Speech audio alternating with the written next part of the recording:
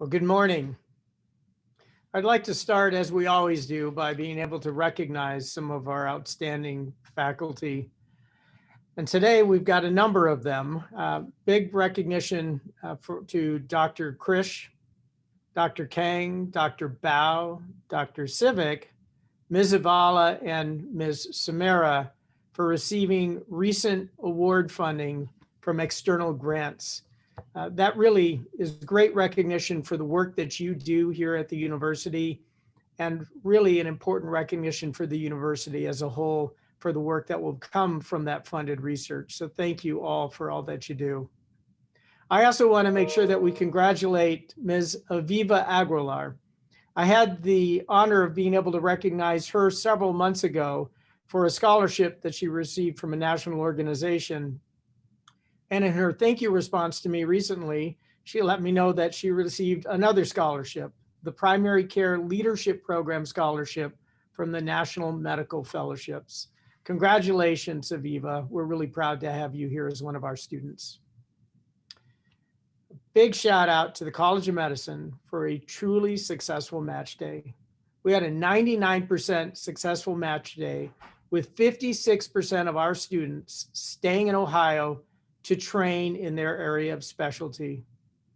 That's an amazing achievement and really shows the state that we are doing what we are established for, creating doctors who are from Ohio and for Ohio. We're looking forward to similar great results from the College of Pharmacy match day process as it takes place over the course of the next few months. I also want to make sure that we thank Daniel Blaine and the entire advancement team and all of you who helped make Giving Day such a great success. We raised a record amount of dollars for the NeoMed Blue Fund, which will support our students, our faculty, and our staff. But this is a fund, and it was through your generosity that we were able to do so.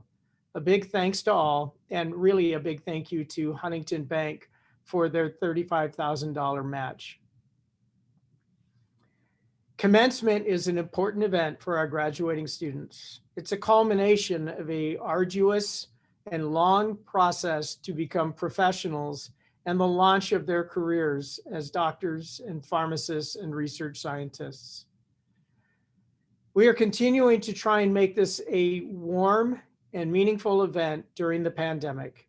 And this has been a topic of conversation, numerous emails, both to myself as well as members of the leadership team of the university, asking us to look, evaluate, and reassess the way we manage commencement. In January, we made the decision for a virtual commencement. That was at a peak still taking place in the middle of the pandemic, and understanding that it is a very labor-intensive and resource-intensive process to be able to pull off a large-scale event like the commencement. However, with the requests, we did spend time trying to figure out what we might be able to do differently to ensure that it is as meaningful as possible for our graduating students.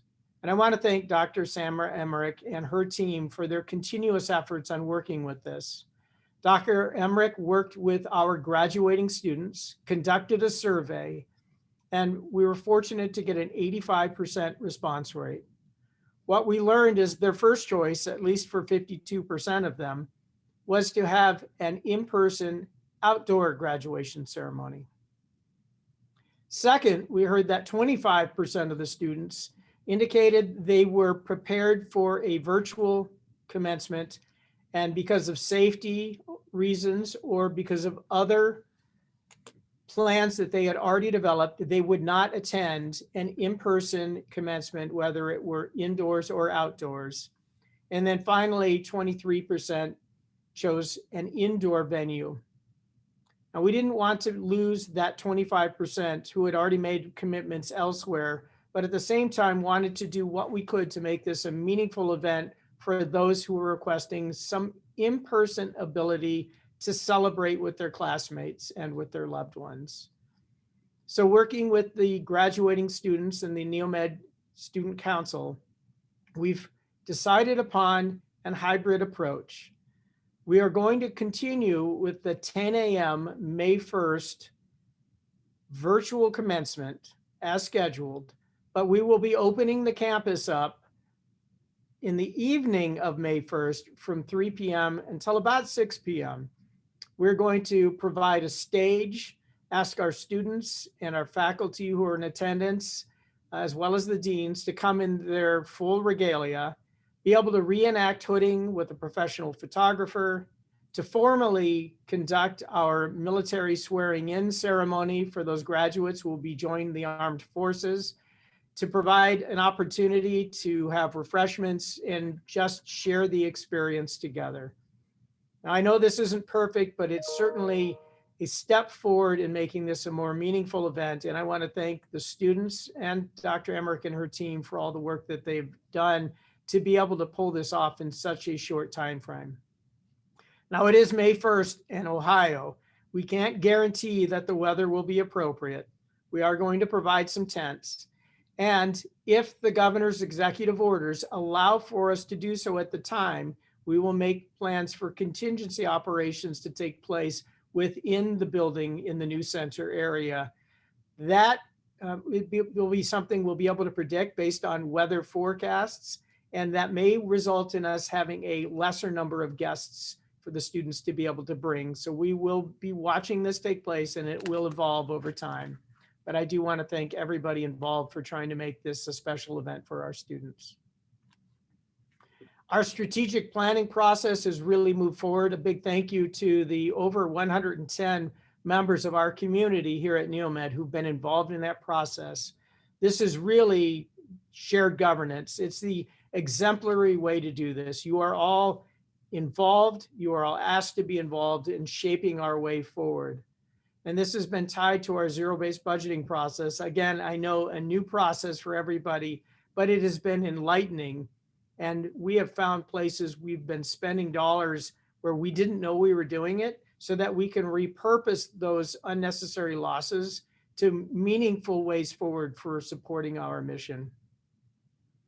Although we have accomplished a great deal to support our mission during the pandemic, you will begin to see more substantial impact as a result of the strategic planning efforts and the zero-based budgeting process beginning in July. And that start will especially focus on the people that make us who and what we are as an institution. It is absolutely critical that we recognize, value, and grow the people that make up Neomed. It is our faculty and our staff that allow us to fulfill our mission, and it is our students who are the customers that we are here to serve. I look forward to beginning the next fiscal year, the next academic year, really being able to demonstrate significant impact and being able to give you report outs on the progress that we're making. And as you know, we can't have an update to the community these days without talking about COVID. The numbers do continue to fall nationally and in the state of Ohio. We've been conducting asymptomatic testing at our campus at the request of the governor's office. And over the course of the last 4 to 6 weeks, I've tested 221 individuals with the Binax Now test. I'm pleased to report that we've had 0 positives from that level of testing. And our positivity rate for all members of our campus has been incredibly low. In fact, we had 1 positive about a week ago. And so we have 2 to 3 in quarantine right now, but have had no positives since that time. So we are definitely seeing the same trend. And with 0 positives out of 221 tests, I feel we can state that all of our measures have worked and that we have a very, very safe campus. Vaccinations continue to be offered across the region, and they're being offered to a broader community now based on the structured rollout established by the governor's office.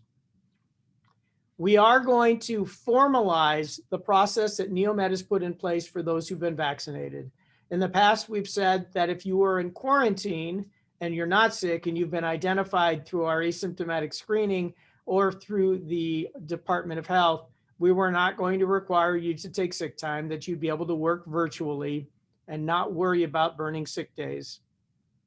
We've also said those who've been vaccinated who become ill afterwards and have proof of vaccination would be able to take the day off afterwards to recover, to recuperate. most of the symptoms are lasting a very short period of time. We are now formalizing that so that any member of our staff or faculty or students who show proof of vaccination on their second dose, where the real symptoms are beginning, for Moderna and for Pfizer, or after the one and only dose for the Johnson & Johnson vaccine, that we will allow you to have that day off as a convalescent process going forward. I know this doesn't help everybody who's already been vaccinated in the past and didn't get sick from it, but that's really not the intent. The intent is to take care of folks, because we do know the majority of people are becoming significantly symptomatic from the vaccine. Whether it feels like a substantial punch in the arm, or you're coming down with significant symptoms of fever and shaking chills, which is not uncommon. An email will be coming out from Human Resources to clarify this process. For those of you who do want to benefit from that, you do need to show proof of vaccination. For others who are trying to collect information across the campus on what percentage of our faculty, staff, and students have been vaccinated, we are simply looking for a yes or no. We are not collecting specific proof of information from you. We're assuming that you are in good faith, letting us know that you've been vaccinated, but you're not asking for the allocated day off. I also want to recognize the College of Pharmacy. Their students and their faculty have stood up to serve the community, both through the Rootstown Community Pharmacy in delivering now over 200 vaccines to our local community, but also serving the broader community, where the faculty and yes, even our dean have joined the students to give vaccines to the community that are being offered through the different Department of Health that are serving the region. I also want to recognize Dr. Fred Martinez, a graduate of the College of Medicine from 1985. Dr. Martinez has given back later in life than most, but he's given back to join the Air Force Air National Guard in the 179th Airlift Wing. He joined in 2016. By training, he is a hematologist oncologist, but for the Air Force, he is a flight surgeon. And Dr. Martinez raised his hand and volunteered to deploy to Kandahar, Afghanistan, just before the beginning of the pandemic, to serve the nation and to provide care for those who are suffering in the war zone.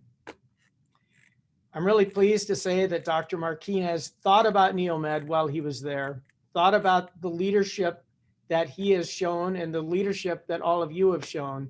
And he's chosen to recognize the university through a very distinctive gift. And that is, I hope you can see here fairly adequately, it's an American flag that was flown by his flight team with Dr. Martinez as the flight surgeon in a combat mission over Afghanistan in a tanker. That tanker was supplying gasoline to, or aviation fuel more appropriately, to the A-10 mission support group that really provides ground-based protective operations in the area of operations. So thank you, Dr. Martinez. We're proud to have you as a graduate, and we're really thrilled that you thought about the university and recognizing Neomed with an American flag that's been flown in combat. I'm also happy to announce that CARES dollars allocation will be coming very shortly to all currently enrolled students at Neomed. Now, the dollars, when dispersed, are not as great as they are in whole, but those disbursements will range from about $100 to $150 per student, depending on financial need criteria that have been expressed by the students previously. I'd also like to send a warm Neomed welcome to Dr. Catherine Tromp, who has joined us as the new Senior Associate Dean for Education in the College of Pharmacy. She is joining us from Florida. She'll be here both in person and virtually until July, and then will be joining us in person full-time, and we're really thrilled to have her here. To all of you, a reminder to please join us for the annual Faculty and Staff Awards Ceremony. This is a really wonderful opportunity for us to celebrate the accomplishments of our faculty and staff and their dedicated service to the university and to our students. The virtual event will take place Friday at 1:30, and we hope that all of you will join us. I know we have well over 170 who've already RSVP'd for that event. If you haven't, I ask you to please do so, and to be there to support all of those who will be receiving awards. And now, as my final message, I'm afraid I need to end on a more serious and somber note. It was only 10 months ago that the nation stood in shock over the race-based killings of members of the African-American community that led to a national movement for change. And while we can hope that progress was made, the recent shootings in Atlanta have once again brought to light the malignancy in our society that focuses on associating and blaming people based on race and nationality. Hate crimes against Asian American and Pacific Islander community has increased 150% since the start of the COVID-19 pandemic. As a university, we stand against hate and racism. We stand for one community fueled by principles of equality, diversity, and inclusion. We must individually and institutionally do all that we can to celebrate our country's great diversity and to structurally and systematically prevent such hate crimes from happening again. Our actions must be united, and we must demand accountability. We must achieve our goals through thoughtful, peaceful, and impactful measures.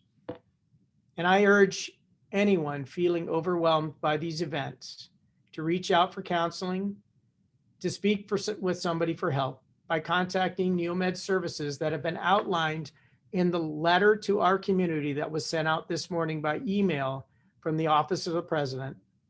A big thank you to all of those who helped us to draft this well-constructed document, this message that was developed in partnership with our marketing team and HR and many others across the campus who've been involved in getting this process in place. I ask all of you to think about this today as you conduct business in supporting the university's mission, that not everyone feels protected, not everyone feels safe, and it's our job to ensure that they do, especially for everybody on this campus. As a final note, I ask you all to please get vaccinated when you're eligible to continue to look after the safety of our community. And with that, I'm going to stop, and Michael, open it up for questions. Currently, there are no questions in the chat.